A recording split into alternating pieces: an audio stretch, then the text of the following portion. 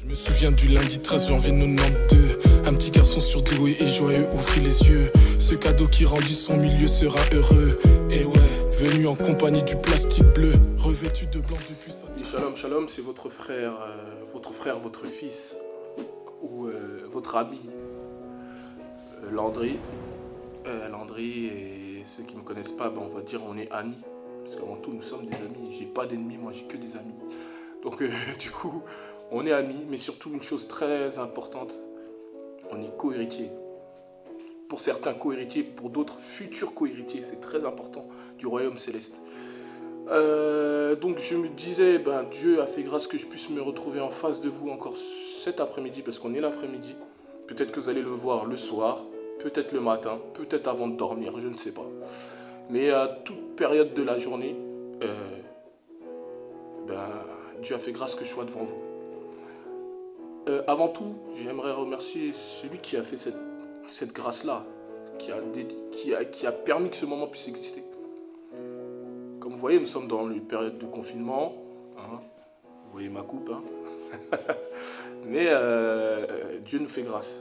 Dieu nous fait grâce comment? Par le souffle de vie. On voit beaucoup de gens mourir, on pense que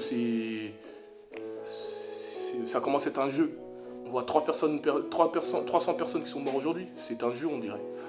Sauf que Dieu, nous ne faisons pas partie de ces 300 personnes-là. Juste pour ça, on va prendre même 2 minutes pour remercier ce Dieu-là.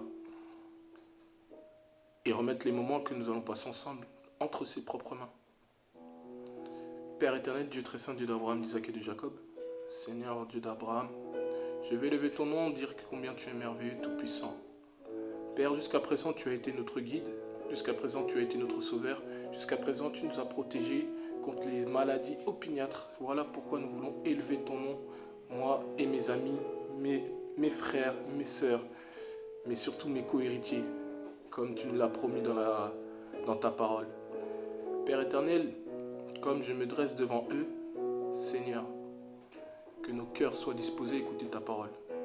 Que Saint-Esprit, tu puisses prendre place dans mon cœur, que tu puisses parler à ma place. Tout ce que je vais pouvoir dire, Seigneur, que Seigneur, cela soit accepté par toi et révélé par toi. Que toute chose et toute personne ou tout démon ou toute chose qui sera là pour envoûter ces moments, je les lis et les chasse au lusaride, et cela au nom de Jésus-Christ. Merci pour cette parole puissante que tu as mis dans mon cœur. Merci pour cette parole qui va aller pénétrer dans le cœur de toute personne qui écoutera ce moment, ce beau moment que nous allons passer avec toi. Merci pour ta présence et ta bonté qui se manifestera jour et après jour dans nos vies. Car je sais que tu as un plan merveilleux pour nous, un plan de bonheur et non de malheur. Sois béni, sois exalté, sois glorifié. Au nom de Jésus-Christ, je suis prié. Amen. Donc voilà, je disais, je suis le frère Landry, co-héritier du Christ, votre co-héritier du Christ, du royaume céleste. Pour certains et pour d'autres, des futurs co-héritiers. Pourquoi futurs? Parce que je sais que vous qui m'entendez et qui hésitez ou qui êtes dans une telle ou telle chose ou qui ne pensez pas que Dieu existe ou quoi que ce soit, je sais que au bout, Dieu vous touchera. Dieu vous touchera et vous ferez partie de ce royaume-là. On va commencer, vraiment le thème d'aujourd'hui, il est simple. Pourquoi et comment, moi Landry, j'ai accepté Jésus, donné ma vie à Jésus et décidé d'être co-héritier du Christ. Co-héritier du Christ.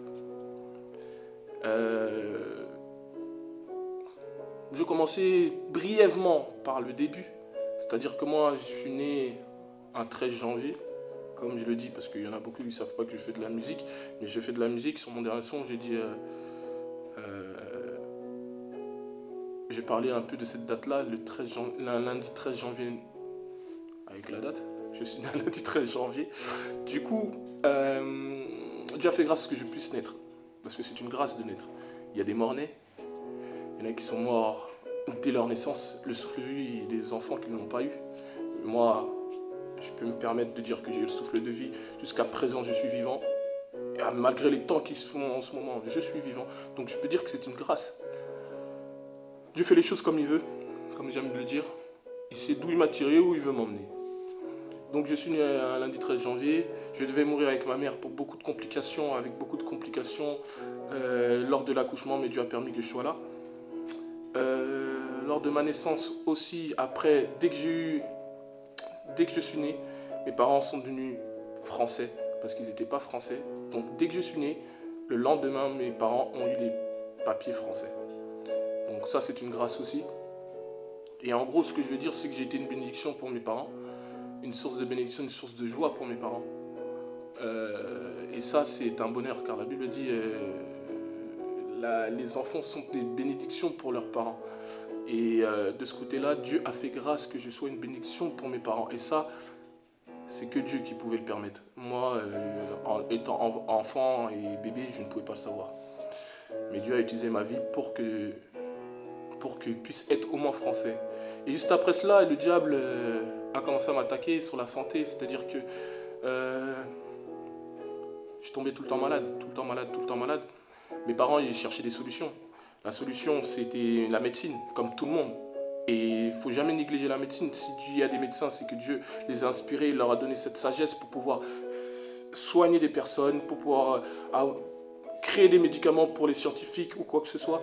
Donc c'est très important de savoir se soumettre aussi à ces personnes-là. Car c'est Dieu qui donne l'intelligence. C'est pas ce que je suis en train de... Je veux pas d'amalgame par rapport à tout ce que je veux dire. Mais malgré les hôpitaux, malgré les médicaments, malgré tout ça, il y a eu un problème quand même. Et le problème, il était simple, précis. C'est que moi, enfant, malgré les médicaments, malgré les hôpitaux, malgré tout ce que j'ai pu avoir, j'étais toujours malade. Toujours malade. Il fallait trouver une autre solution. Vous savez, il y a un moment, il faut savoir faire une rétrospective dans sa vie et se dire qu'est-ce qui ne fonctionne pas. Ce qui ne fonctionne pas est simple. Moi, mes parents ont réfléchi. Ils ont dit on a tout cherché. Tout cherché. Médicaments, l'enfant il a bu. Hôpital, les soins, il a eu. On ne peut pas se plaindre, on a tout fait de notre pouvoir. Tout ce qu'on a fait, on a tout fait pour que cet enfant puisse vivre bien. Pourquoi je le dis? Parce que peut-être vous pensez que j'étais en train de me créer une fable, mais moi j'étais samedi, dimanche à la maison. Et le lundi et vendredi, j'étais à l'hôpital parce que j'avais besoin de soins. J'étais vraiment mal. C'est à ce moment-là que mon père a cherché. Il est tombé dans une église. Et depuis ce jour-là, depuis que je suis enfant, donc moi j'ai baigné dans le milieu de l'église, du christianisme. Et baigner dans le milieu du christianisme ne veut pas dire que tu es chrétien. Ça, j'aimerais vraiment épingler cela. Baigner dans le christianisme ne veut pas dire que tu es chrétien. Il y a beaucoup d'histoires dans la Bible. Parce que j'aimerais me baser aussi sur la Bible. Pour toi qui me regarde, qui ne connais pas bien la Bible, on va débattre ensemble, on va essayer d'avancer ensemble pour que tu puisses comprendre les choses. Il y a une femme dans la Bible, une femme qui était dans la Bible. Elle a cherché un enfant. Elle aussi, elle était comme mes parents. Elle a cherché de tous ses moyens. Tout, elle a tout fait pour avoir un enfant. Elle n'a pas réussi. 90 ans. Toujours, elle n'a rien.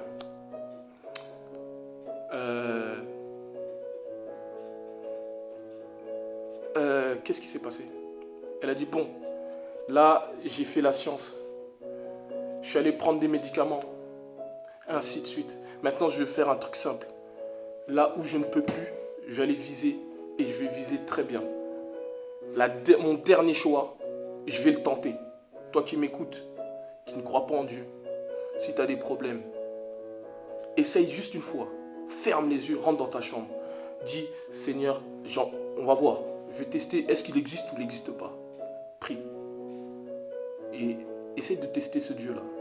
C'est gratuit. C'est gratuit. Va, prie. Tu te mets dans une chambre, tu fermes les yeux, tu te dis, bon, tu commences à prier. Tu dis tout ce qu'il y a dans ton cœur, si tu es en difficulté. Et essaye de voir, juste essaye.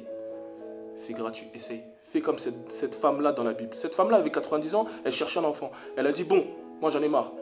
Dieu, si tu existes, donne-moi cet enfant-là. Cet enfant-là que j'aurai, je ne vais pas le garder. Mais c'est juste pour ma fierté de femme, il faut que j'ai un enfant.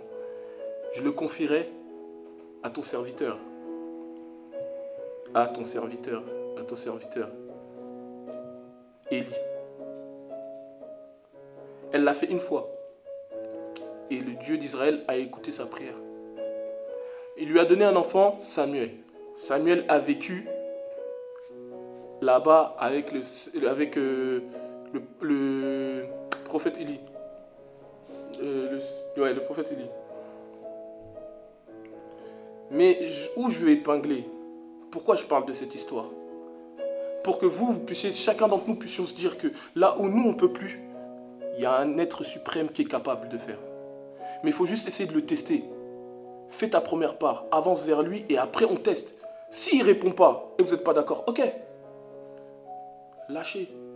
Mais testez. C'est important. Là où je veux venir encore, c'est que Samuel, depuis qu'il était jeune, il baignait dans la maison de l'Éternel. Il était dedans. Il était dedans. Ça ne veut pas dire que il croyait en Dieu. C'est exactement comme moi.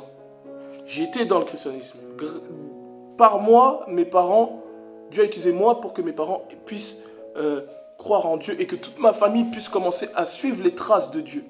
Mais moi, ça ne veut pas dire que moi j'étais chrétien automatiquement. Samuel n'était pas chrétien automatiquement. Samuel a dû attendre que Dieu l'appelle dans sa chambre pour réaliser qui était devenu, que Dieu voulait l'utiliser et qu'il prenne conscience de son appel. Avant cet appel-là, Samuel était comme un ignorant dans la maison d'Élie. Il faisait les choses parce qu'il devait les faire. Parce que Élie lui disait, fais les choses. Et ça, c'est un point très important. Donc moi, j'ai grandi comme ça dans ma vie. J'étais comme Samuel avant son appel. Et je vais aller même plus loin. J'étais comme les fils d'Élie. Qui sont les fils d'Élie? Les fils d'Élie, ce sont les enfants d'Élie qui vivaient aussi dans la maison de Dieu, dans la Bible. Pour ceux qui ne connaissent pas. Ils vivaient aussi dans la maison de Dieu. Mais eux, ils étaient comme moi. Comme moi. C'est-à-dire que moi, je peux vivre dans la maison de Dieu, mais ça ne m'empêche pas de faire des choses qui sont contraires à ce que Dieu veut. Pourquoi je dis ça? J'ai grandi. J'ai été un impudique. C'est comme la plupart d'entre nous. Parce qu'il y en a eu. Pourtant, j'ai grandi dans la maison de Dieu. Je savais que ça, c'était mauvais, mais je le faisais quand même. Comme Paul l'a dit, le mal que je ne veux pas faire, c'est ce que je fais. J'étais comme les enfants, les fils d'Élie. Et moi, qu'est-ce que j'ai fait? J'étais un escroc. J'ai cherché l'argent. J'étais en quatrième, ça a commencé en quatrième, ou des cinquièmes, on va dire des cinquièmes. Mon père n'a jamais mis les pieds dans un tribunal. Il a mis les pieds une fois dans un tribunal. Moi qui étais une source de bénédiction. Moi, quand mes parents m'ont pris, ils étaient heureux. Ils ont dit, grâce à cet enfant-là, je connais maintenant Dieu. Eh bien, ça a changé. Ça a changé. Cet enfant qui était bénédiction, il est devenu malédiction pour la famille. Mon père qui avait jamais mis les pieds dans un tribunal dès cinquième, j'étais en cinquième, il a mis les pieds dans un tribunal. Pour venir défendre son fils. Pour regarder son fils comme il allait se faire juger. En seconde, je vais sauter en seconde parce que c'est l'une des parties les plus importantes. Arrivé en seconde, j'ai cherché l'argent. Comme tout jeune, on veut toujours aller au cinéma, faire ci, faire ça, faire ci, faire ça. Et arrivé à un moment, on a besoin d'argent. Donc il y a eu le vol qui est arrivé. La Bible dit ne volez point. Mais moi j'ai volé. Moi qui ai baigné dans le christianisme. Peut-être toi qui m'écoutes, tu n'as même pas fait ça. Mais tu ne crois même pas en Dieu. Tu ne crois pas en Dieu peut-être. Tu penses que Dieu, c'est toute une fabulation et c'est quelque chose qui est... C'est faux. Ça peut arriver.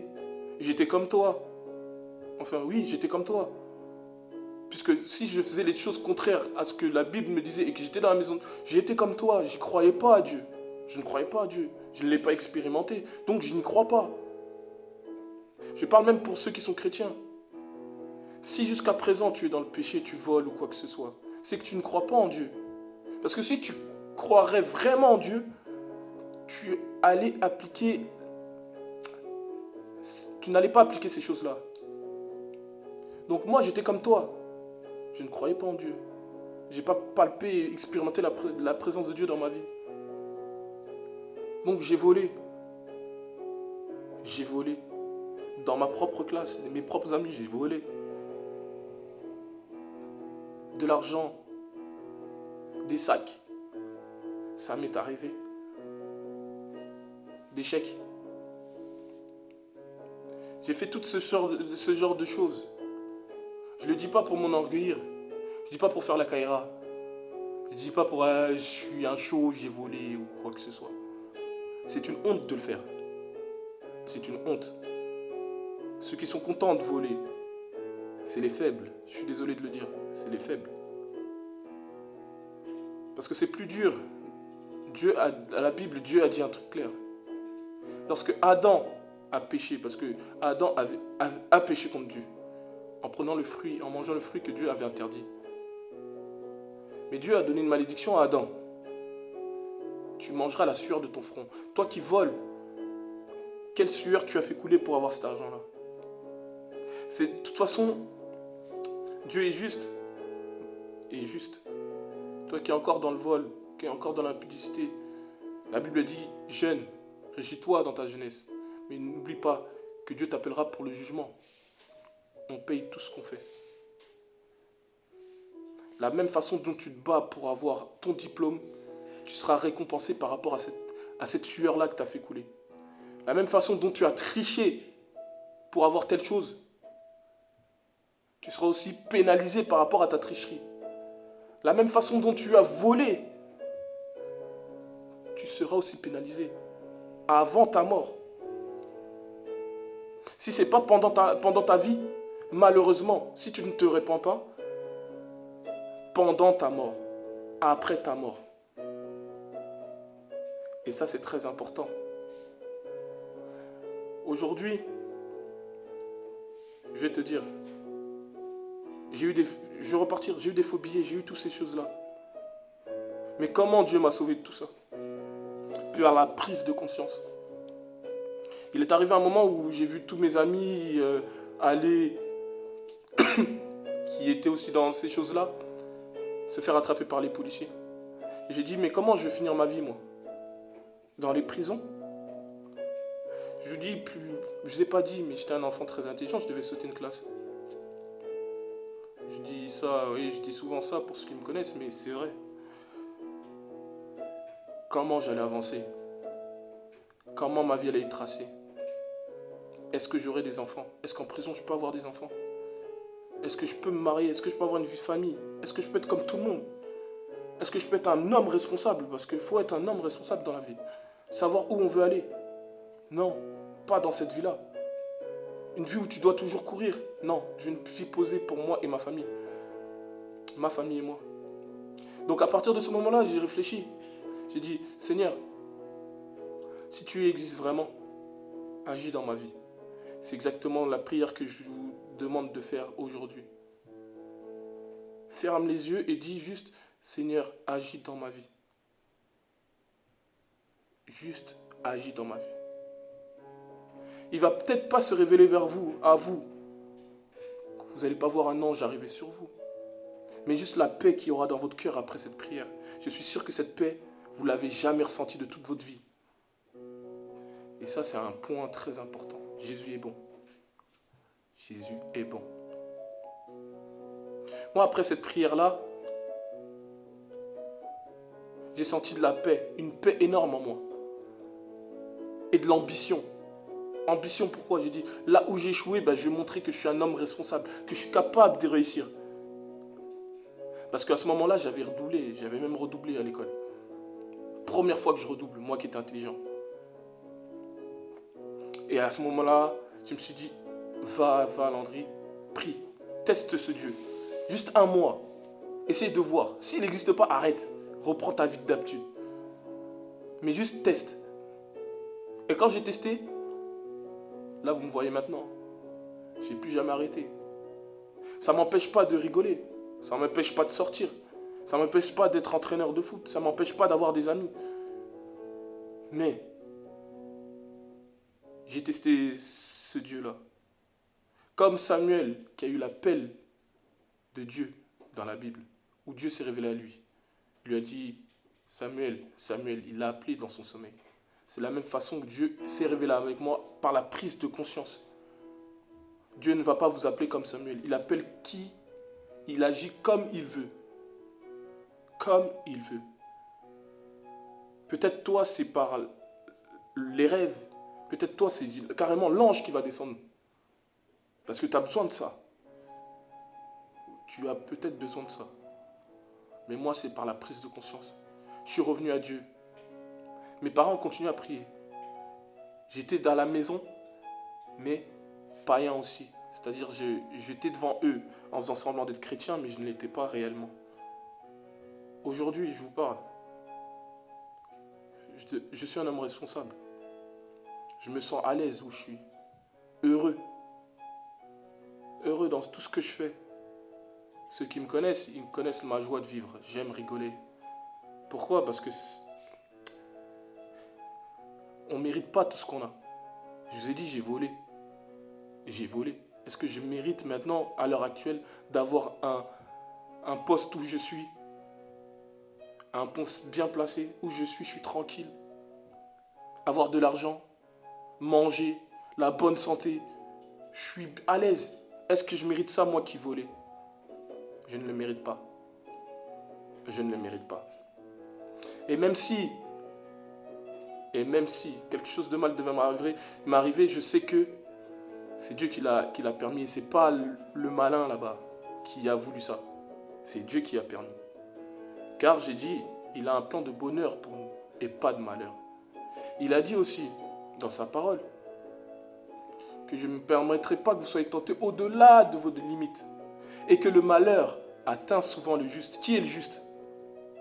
C'est celui qui fait la volonté de Dieu. En lisant sa parole. Le malheur atteint souvent les justes. Donc le malheur, il va arriver. Il va t'atteindre, toi qui es juste. Mais l'Éternel l'en délivre toujours. Ça veut dire que tu peux tomber malade. Tu peux avoir des problèmes. Mais Dieu te délivrera toujours si tu es juste.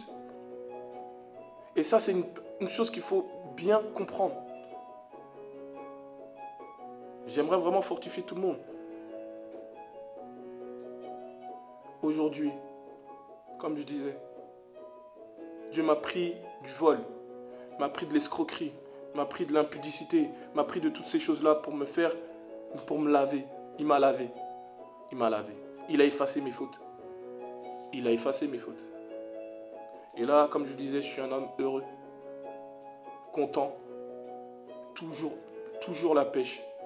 Je peux rigoler à tout moment, crier, sauter, faire tout ce que je veux, je peux le faire. Et ça, c'est que par une grâce. Parce que être vivant, c'est la grâce, comme j'ai dit dès le départ. Voilà pourquoi. Toi qui ne connais pas Dieu, qui ne connais pas notre Dieu, qui ne connais pas Jésus, qui ne connais pas Dieu, qui n'a jamais expérimenté la grâce de Dieu dans ta vie, je veux que tu essayes, testes. Moi, je veux te pousser à tester. Quelqu'un qui teste,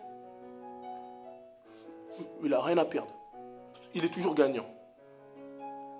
Essaie d'être gagnant. Aujourd'hui, ce n'est pas moi qui te parle. Moi, je n'essaye pas de te pousser à faire quelque chose.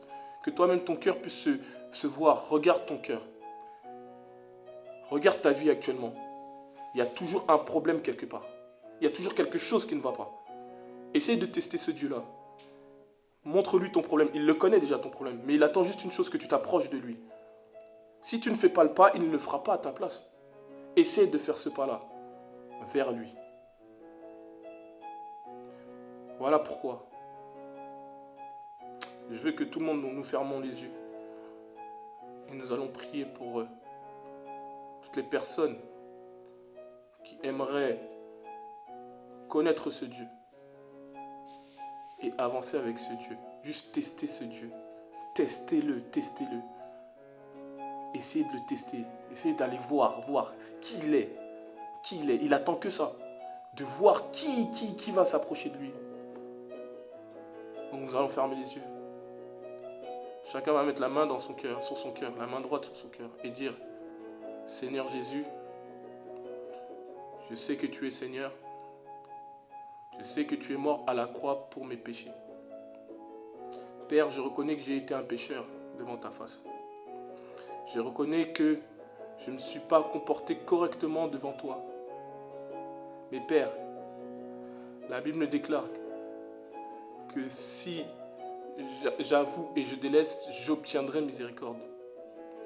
Voilà moi qui me présente devant toi, j'ai avoué mes fautes. Père, je t'accepte comme Seigneur et Sauveur. Prends place dans mon cœur. Que toi-même tu puisses guider mes pas. Et je te remets ma vie. Sois béni, sois exalté, car j'ai décidé que tu sois le Seigneur et le Sauveur de ma vie. Au nom de Jésus, j'ai ainsi prié. Amen. Que Dieu vous bénisse. Restez dans la foi, dans tout ce que vous avez à faire. Tout ce que vous avez à faire. C'est juste s'accrocher à une chose, à sa parole. À sa parole. Moi, je ne suis personne. J'aime beaucoup le dire, je ne suis rien. Jusqu'à présent, Dieu a permis que je me présente. Dieu a permis aujourd'hui que je sois devant vous. Je ne suis rien. Rien. Je suis comme vous. Mais il y a une chose que je sais. C'est que Dieu a fait de moi et de vous qui avez accepté Jésus et qui croyez en son nom des co-héritiers de Christ. Et ça, c'est le plus gros bonheur qu'on peut avoir. Car Christ s'est sacrifié à la croix, a donné son corps à la croix pour que nous puissions être sauvés. Et avec ça, nous sommes co-héritiers du royaume. C'est énorme, quelle joie. Soyez bénis et que le Dieu Tout-Puissant puisse vous fortifier. C'était le frère Landry et que nous savons que nous passons à une situation compliquée dans ce monde. Je prie pour que Dieu puisse encore agir puissamment dans ce monde et que sa présence soit avec nous tous et que son sang puisse nous garder, nous purifier, nous, nos familles, le monde entier. Car je sais qu'il a dit dans sa parole qu'il a fait du ciel son trône et la terre son marchepied. Il ne permettra pas que la terre puisse être détruite, que les humains puissent être détruits, surtout que Jésus s'est sacrifié pour nous tous. Donc voilà, que Dieu vous bénisse.